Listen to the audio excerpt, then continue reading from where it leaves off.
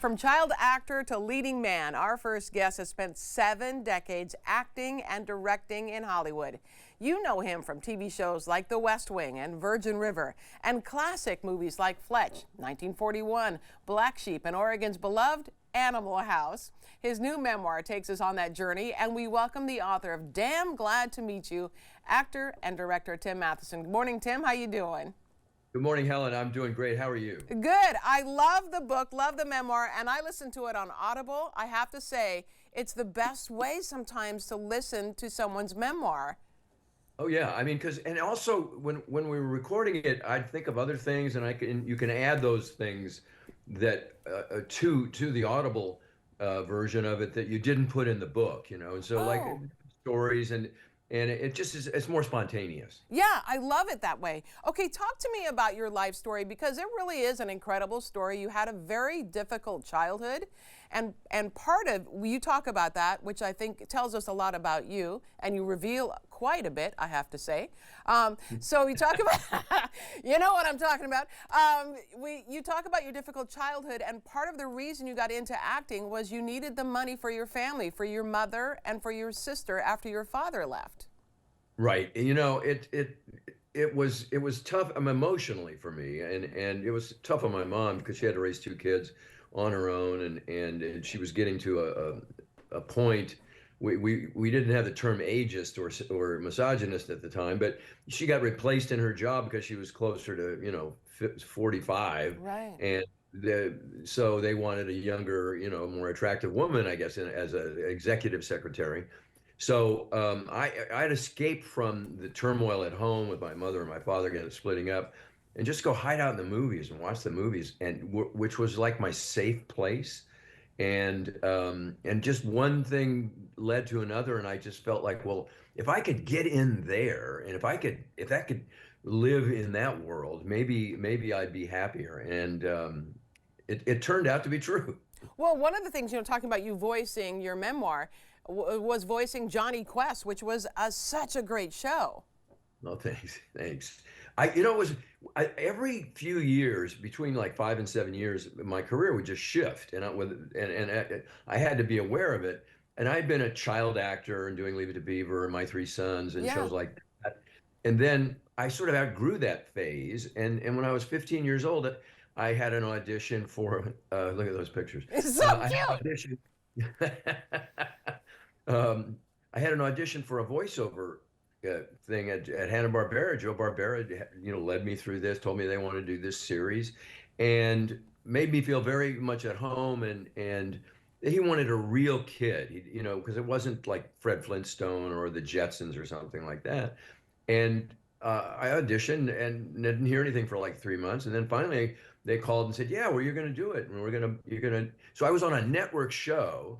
And it was like, what a transition for me. And it really became an important part of my life, too. Well, and you talk, too, in your memoir about Johnny Quest was really kind of ideal because you could go to school and kids didn't really know.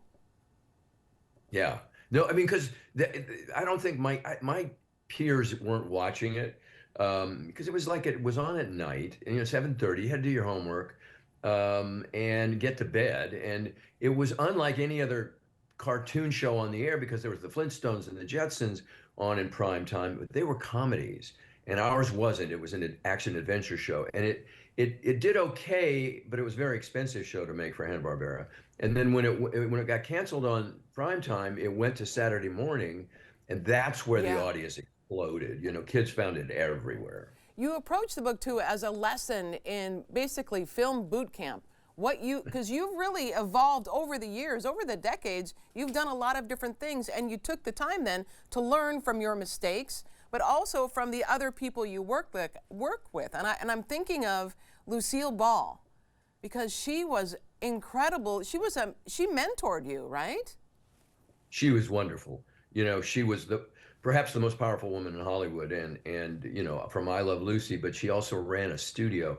She, unbeknownst to most people, she was the first female executive in Hollywood to run a studio. She had Desilu Productions, which had Star Trek and The Untouchables and Mannix and a lot of different shows that were, that she owned. And so, and it was at that time that she helped me with my audition for this movie and gave me the encouragement and the strength to do a good job. And she always tried to teach me because she was tough. Yeah. She came up from vaudeville, they're doing 8 shows a day, and you had to be, it was like a full contact sport, show business. And you had to be tough to weather that storm.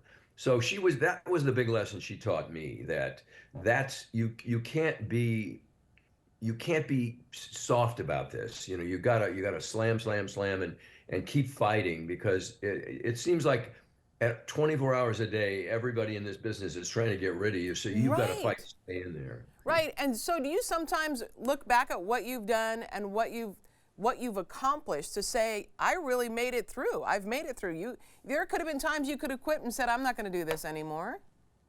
Yeah, there were times, but I never really thought, gosh, I'm going to quit. I mean, I studied radio broadcasting at one point to think, well, if my career sputters out, I'll go into radio, Yeah. and be a disc jockey.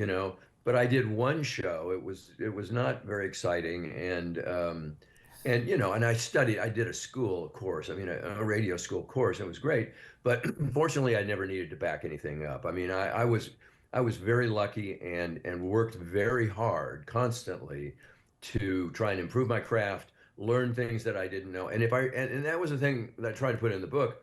I stepped in a lot of potholes, ran into a lot of walls, and made a lot of, rookie mistakes. But not unlike sports, you learn from those Yeah. mistakes, and you're going to get knocked down. It's how you get back up again and keep going. That's the trick. Speaking of sports, Kurt Russell taught you about working as a team. What a great guy. Oh, listen, one of the all-time greats. Is a wonderful man. He's a terrific actor, and he's smart. Because professional athletes tend to be smart about the game situation, the skill set you need to do this, and Kurt had that sort of perspective about acting, and he taught me.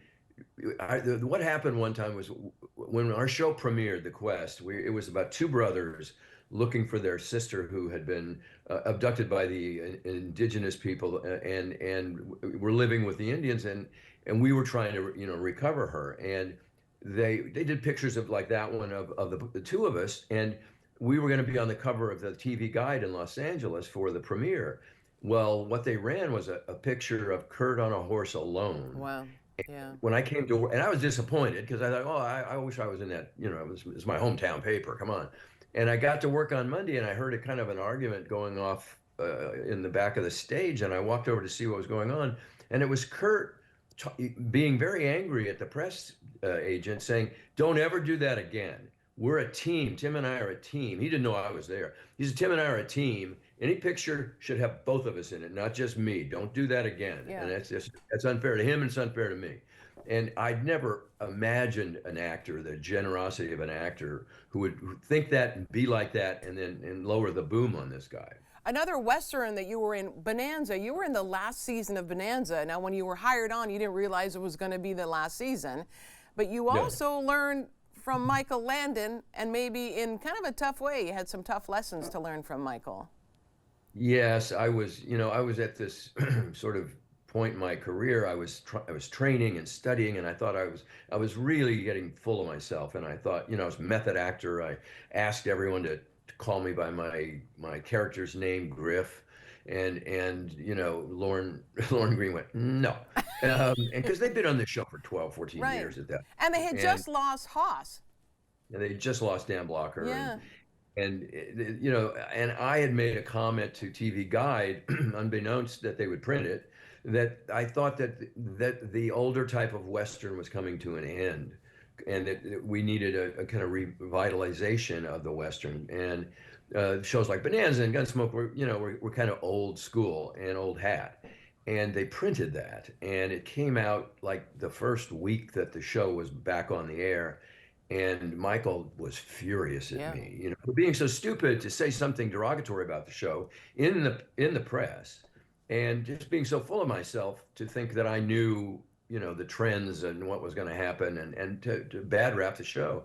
And he was absolutely right. And I learned that it is a team, it's a family. That show was a family Yeah. of people that have been together with Michael for 10 or 12 years. They went on to Little House on the Prairie with him and Highway to Heaven, and so for another 15 years they worked with him, and he took care of them, and they took care of him, and it's a unit, and that's Hollywood. Yeah. It's a team. It's a team effort, and that Kurt taught me that. Michael taught me that, and but he finally forgave me. Thank goodness. Michael did. Thank goodness. Well, that was a close one. You don't want him mad at you.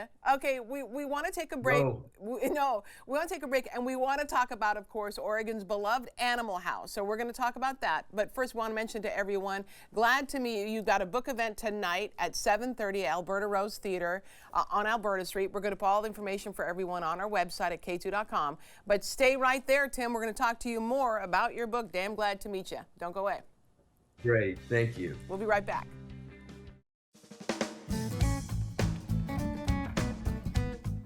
Welcome back to AM Northwest. We're talking with actor, director, and author Tim Matheson. His new book is Damn Glad to Meet You. So good to have you here. We're going to get right into this one because Oregon loves Animal House, no doubt about it. I mean, it just stands out as a classic film. So cool. Let's talk about, first of all, you had trouble getting an audition for Animal House, right? Oh yeah, they said, oh no, he's a cowboy or a surfer because I had long hair, and I'd never done a comedy, and they just said, no, we're not going to let him audition. They sort of had an actor in New York that they thought they wanted to use for Otter, and I begged and cajoled my way into getting an audition. I just said, let me get in the room and try it, and if I don't do it, if they don't like me, then I'm fine. I can live with that, but at least give me a shot.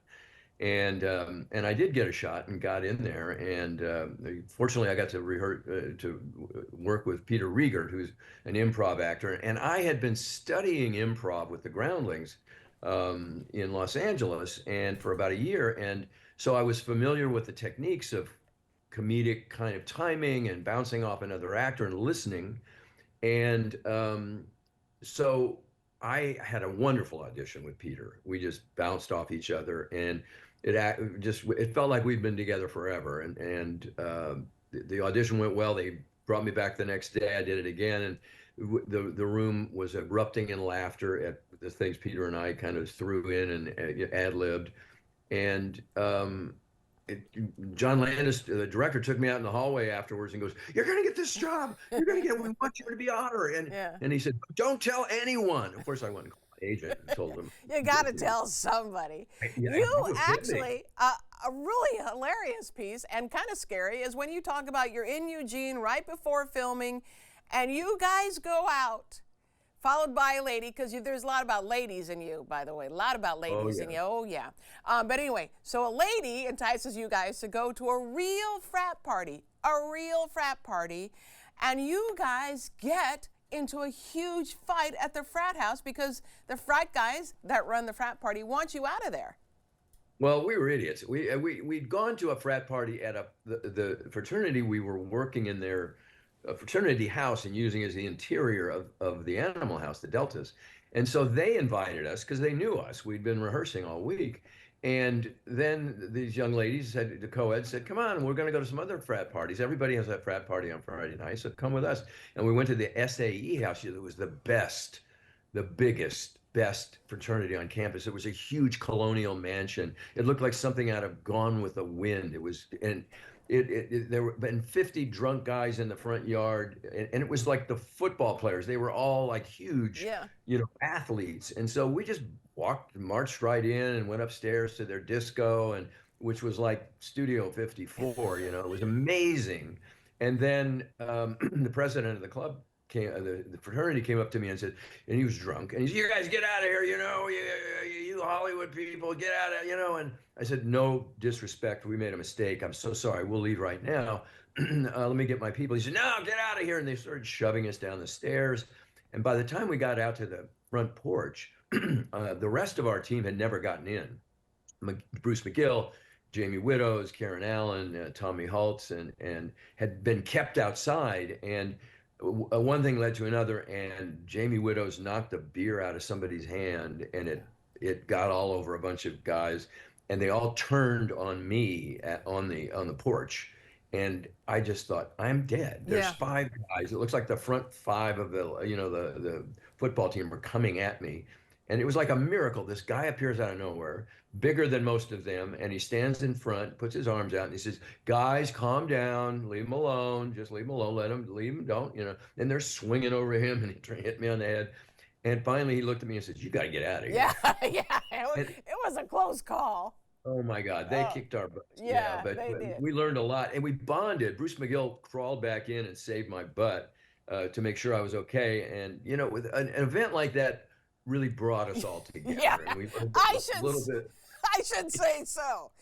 Okay, the number one question you get asked is about John Belushi. What was it like working with him and getting to know him in a way that others didn't? Well, we didn't know what to expect when John was coming, and we'd been there a couple of days, and he and his wife Judy and the New York contingent of actors came in for a Saturday night dinner. We all got together, and we kind of thought, oh, is he going to be stuck up and kind of snobby about his big hit show, this brand new Saturday Night Live thing, and what's going to be? He couldn't have been more gracious, more fun, more receptive and embracing all of us. And I'd never done a comedy before, and he was very generous and gracious and constantly was helping me and just encouraging me and when we were doing scenes together. And we like good improv actors, you work off of each other.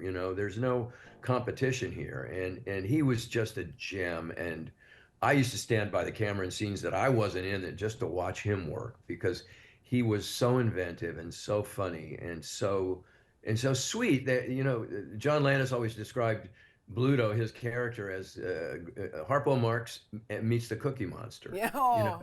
Which was a pretty good way to describe Yeah. it. He's all heart. All heart. And Judy, his wife, also all heart. You call Yeah. her the Den Mom.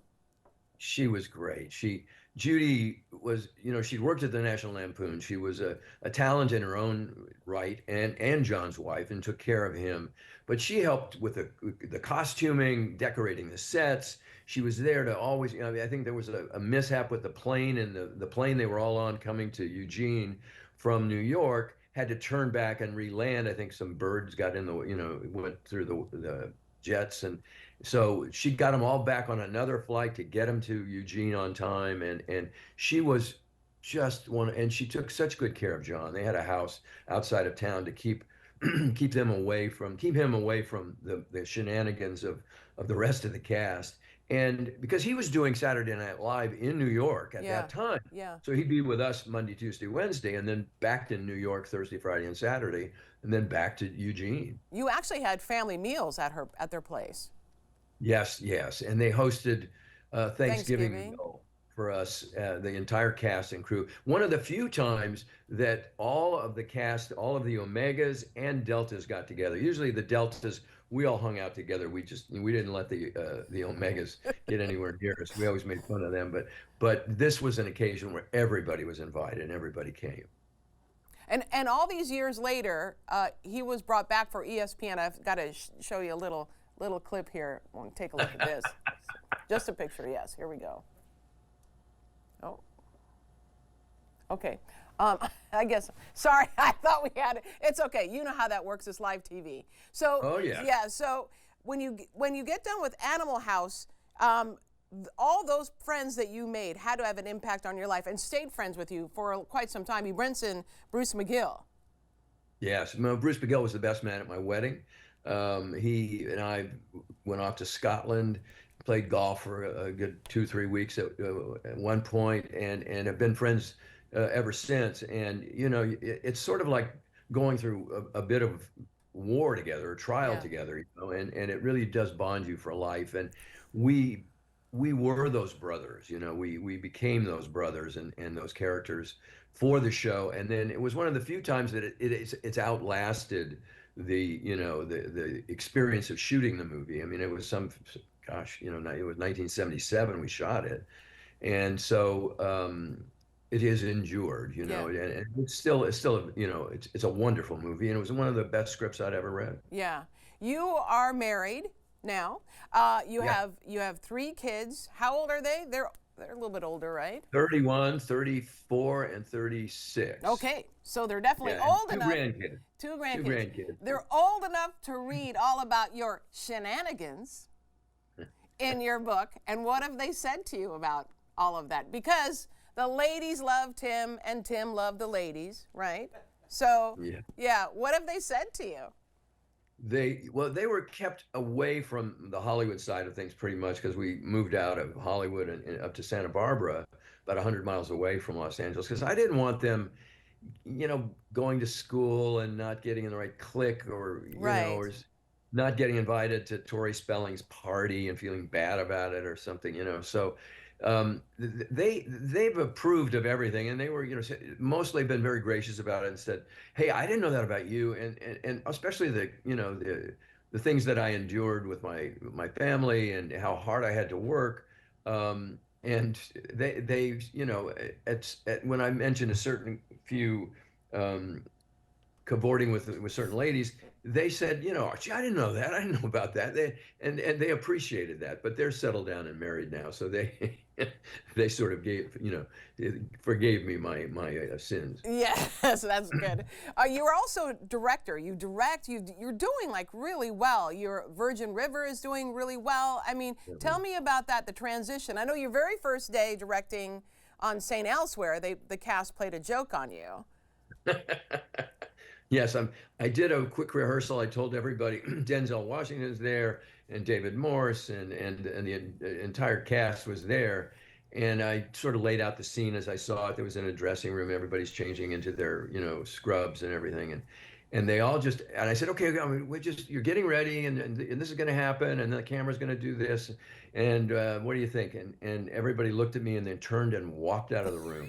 And and the entire crew, Yeah. and muttering, oh my God, I can't believe it.